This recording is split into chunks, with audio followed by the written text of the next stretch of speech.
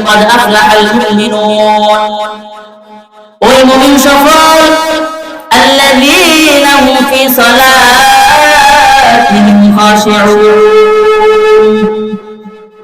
ওই মুমিন সফল যে মুমিন খুশুক হুজুর সহিত নামাজ আদায় করবে সাহাবীরা আল্লাহ নবীর কাছে জিজ্ঞেস করলেন ও পয়গম্বর ওয়া মাল খুশু ওয়াল খুশু ইয়া রাসূলুল্লাহ খুশুক হুজুর আবার কি জিনিস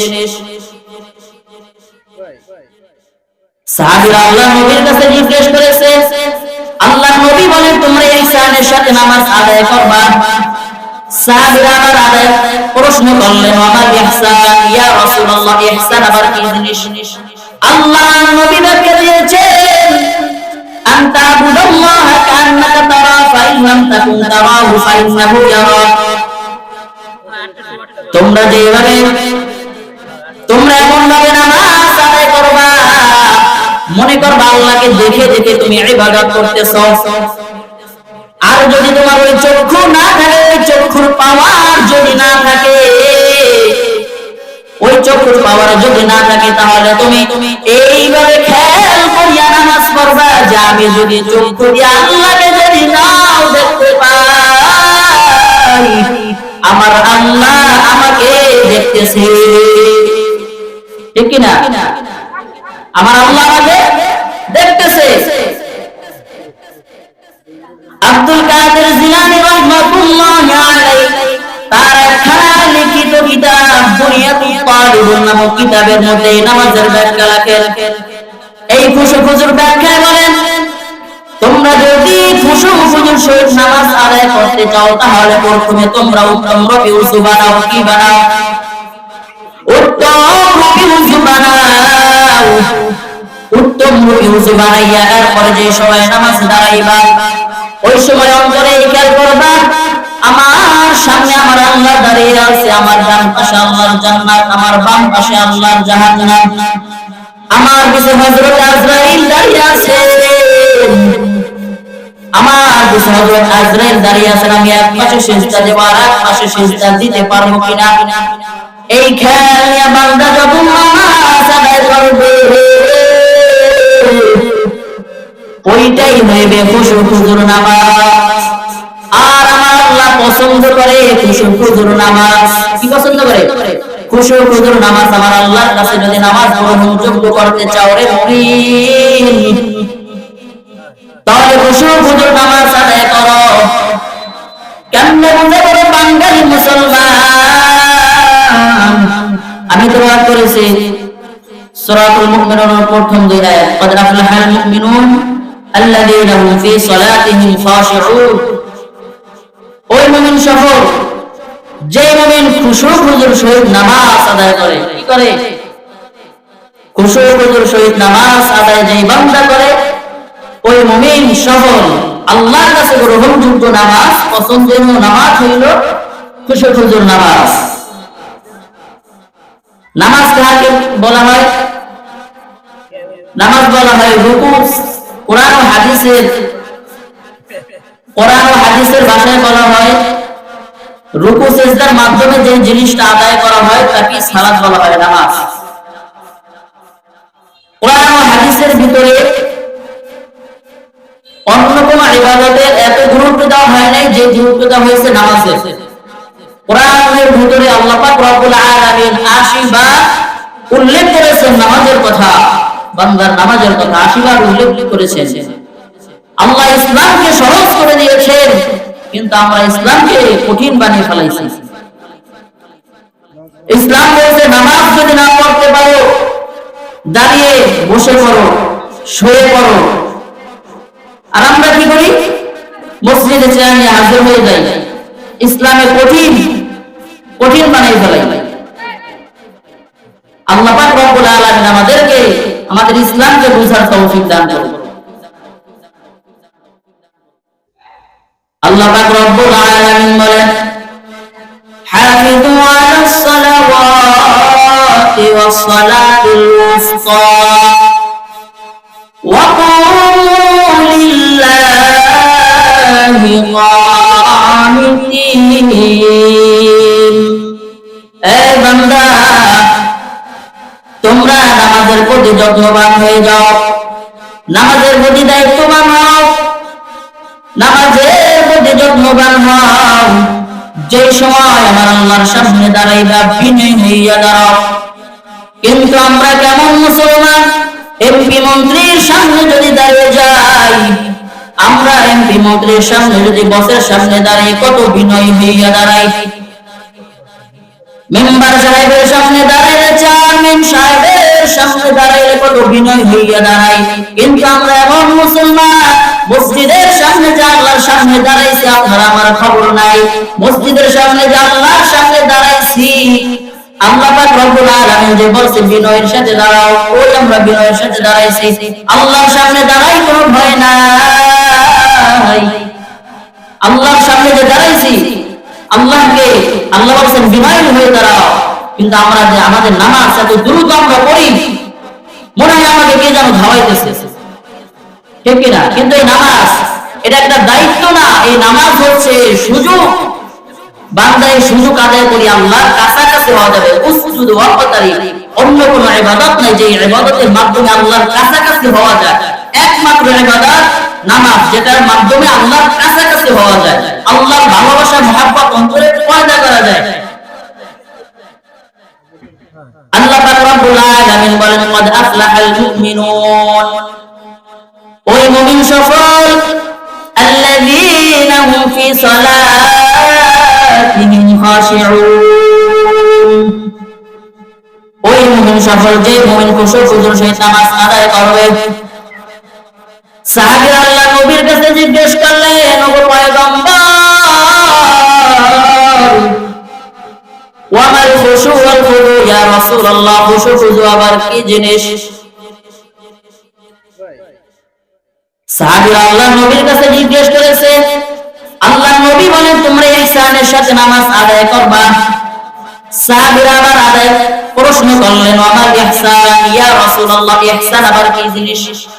আল্লাহ নবী ব্যাখ্যা দিয়েছেন, আনতা আবুদুল্লাহ কান্নাকা তারা ফাইন লাম তাকুন তারাহু ফাইন্নাহু ইয়ারাক।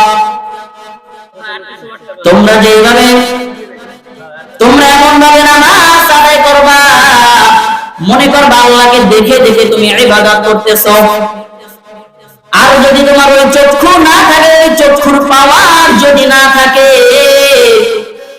ওই চক্ষুর পাওয়ার যদি না থাকে, তাহলে তুমি এইভাবে খেয়াল করিয়া নামাজ পড়বা যে আমি যদি চক্ষু দিয়ে আল্লাহকে যদি নাও দেখতে পাই, আমার আল্লাহ আমাকে দেখতেছে, ঠিক কিনা? আমার আল্লাহ আমাকে দেখতেছে।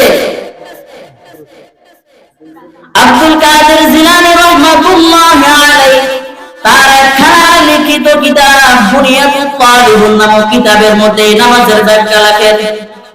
এই খুশু খুজুর ব্যাখ্যায় বলেন, তোমরা যদি খুশু খুজুর সহিত নামাজ আদায় করতে চাও, তাহলে প্রথমে তোমরা উত্তম রবি উযু বানাও। কি বানাও?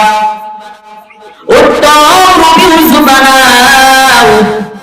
উত্তম রবি উযু বানাইয়া তারপরে যে সময় নামাজ দাঁড়াইবা, ওই সময় অন্তরে খেয়াল করবা আমার সামনে আমার আল্লাহ দাঁড়িয়ে আছে, আমার ডান পাশে আল্লাহর জান্নাত, আমার বাম পাশে আল্লাহর জাহান্নাম, আমার পিছে হযরত আজরাইল দাঁড়িয়ে আছে, আমার পিছে হযরত আজরাইল দাঁড়িয়ে আছেন। আমি এক পাশে সিজদা দেব, আর এক পাশে সিজদা দিতে পারবো কিনা, এই খেয়াল নিয়ে বান্দা যখন নামাজ আদায় করবে, ওইটাই হইবে খুশু খুজুর নামাজ। আর আমার আল্লাহ পছন্দ করে খুশু খুজুর নামাজ। কি পছন্দ করে? খুশু খুজুর নামাজ। আমার আল্লাহর কাছে যদি নামাজ গ্রহণযোগ্য করতে চাও রে মুমিন, তাহলে খুশু খুজুর নামাজ আদায় করো। কেমন বুঝে বড় বাঙালি মুসলমান, আল্লাহ ইসলামকে এত সহজ করে দিয়েছেন, এরপরও আমরা কঠিন বানাই ইসলামকে। বাইনাল আবদি ওয়া বাইনাল কুফরি তারকুস সালাহ, মুসলমান আর বেঈমানের মধ্যে পার্থক্য হলো নামাজ। পার্থক্য হচ্ছে কি? পার্থক্য হলো নামাজ। কিন্তু আমরা নামাজ আদায় করি না, নামাজের মধ্যে গাফলতি থেকে যায়। বান্দা নামাজ আদায় করবে। আমি ছোট্ট একটা ঘটনা বলে আমি 2 মিনিটের মধ্যে শেষ করে দেব। ইন্না সালাতা তানহা আনিল ফাহশা ওয়াল মুনকার, নামাজ হলো খারাপের থেকে ভালোর দিকে নেওয়ার মাধ্যম। বান্দা গুনার কাজ করে, সুদ খায়, নামাজ পড়ে, ঘুষ খায়, নামাজ আদায় করে, কিন্তু এই ঘুষ থেকে, সুদ থেকে একমাত্র ফিরাইয়া আনার নাম হইল নামাজ। আল্লাহর কোরআন বলে, আল্লাহর নবীর দরবারে নতুন মুসলমান হয়েছে, নবমুসলিম। নতুন মুসলমান হওয়ার পর আল্লাহর নবী বলেছেন, তোমার দ্বিতীয় কাজ হইল তুমি নামাজ আদায় করবা। ইসলামের দ্বিতীয় রুকন হইল নামাজ আদায় করা। নবমুসলিম নতুন নামাজ আদায় করতেছে। সাহাবায়ে কেরাম আল্লাহর নবীর কাছে গিয়ে নালিশ দিলেন, সে নামাজ পড়ে আবার গুনাহের কাজও করে, নামাজ পড়ে আবার গুনাহের কাজ করে। আল্লাহর নবীর আদেশ ছিল একবার, দুইবার, তিনবার বলার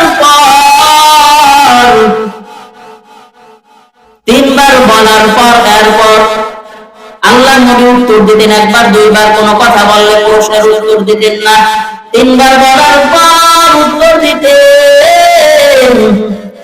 আল্লাহর নবী সাহাবীর কাছে যে আল্লাহর নবীর কাছে সাহাবীরা নালিশ দেওয়ার পর যেই 3 নাম্বার বার হয়ে গেল, আল্লাহর নবী বলে দিলেন, ও সাহাবীরা, এই বান্দার যখন নামাজ ঠিক হয়ে যাবে তখন বান্দার গুনার কাজ করবে না। তাই আমরা কি বুঝলাম? বান্দা নামাজ আদায় করবে, এমন এক সময় হয়ে যাবে বান্দা নামাজের দ্বারা, এই নামাজ গুনাহের থেকে ফেরানোর মাধ্যম হলো নামাজ। এই জন্য আমি অনুরোধ করে বলবো, বাবা নামাজ আদায় করো। এমন এক সময় আসবে, বুড়া হয়ে গেছে, এক সময় আমি ছোট ছিলাম, পরে আমার দাড়ি হয়েছে, এক সময় সাদা হয়ে গেছে, এরকমের করতে করতে কবরে যাইয়ে দেখবে জান্নাতের চাবি আনতে মনে নাই। জান্নাতের সামনে ঠিকই দাঁড়াইবেন,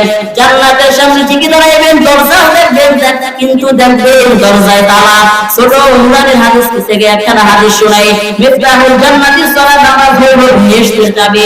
এই চাবি থুইয়া আপনি কবরে যাইয়া দেখবেন আপনার হাতে চাবি নাই।